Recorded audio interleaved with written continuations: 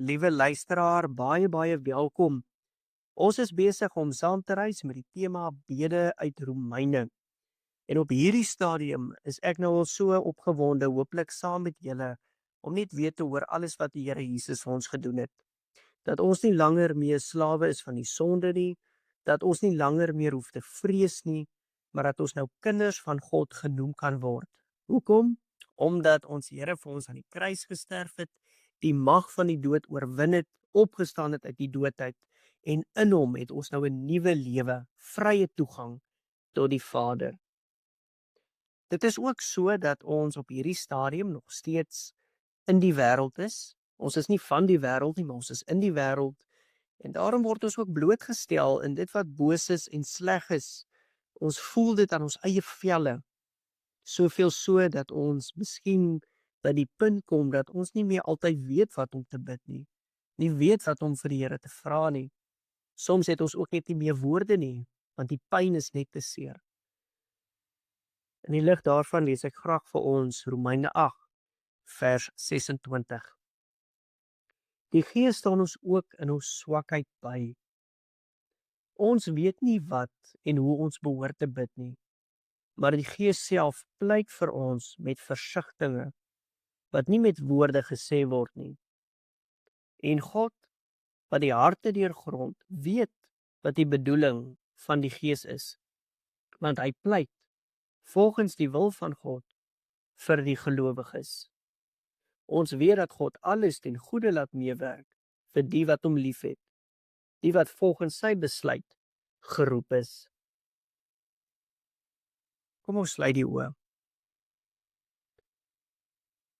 Vader, somtyds raak hierdie wêreld baie swaar. Ons beleef pyn en ons sien boosheid rondom ons. Oorloë na oorloë, mense wat seer het, egskeidings, misdaad. En Vader, somtyds raak ons woorde min. Ons weet nie wat om te bid nie, ons weet nie altyd wat om te sê nie. Maar dankie dat die Heilige Gees ons harte ken en vir ons intree.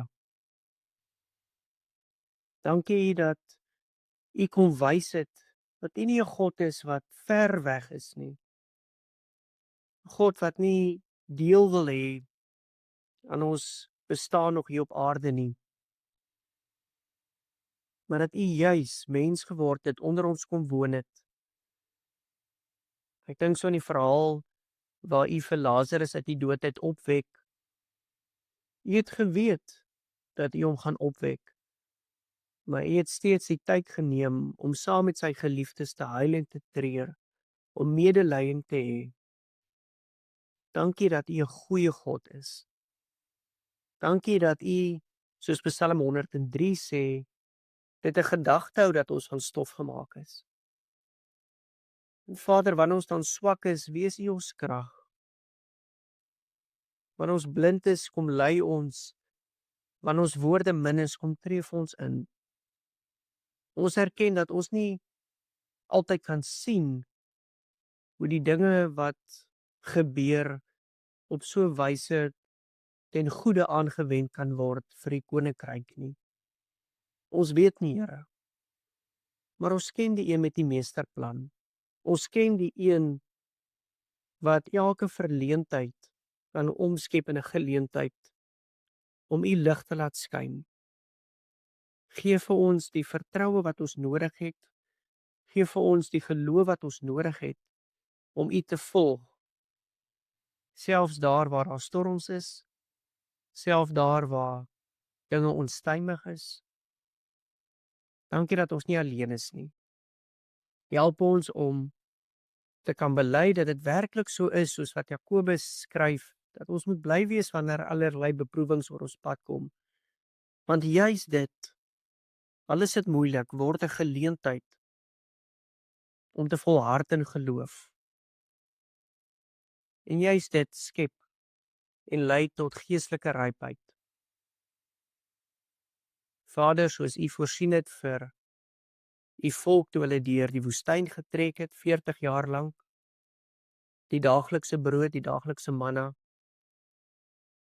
Kom gee ook vir ons elke dag wat ons nodig het om die volgende tree te neem. Here, geseënd is die wat weet hoe afhanklik ons van U is. Vader, dit is dalk nie wat vir ons lekker is nie, maar ter wille van ons verhouding met U, kom hou ons afhanklik van U, Here. Here, kom maak ons dan minder, sodat U kan meer wees. Kom maak ons dan swakker, sodat ons die krag gaan erken. Dankie dat ons in afhanklikheid kan bid, maar ook kan weet en kan glo, dat U nie U kinders versaak nie. Dat U naby is, ook in tye soos hierdie. Ons loof en ons prys U naam. Amen.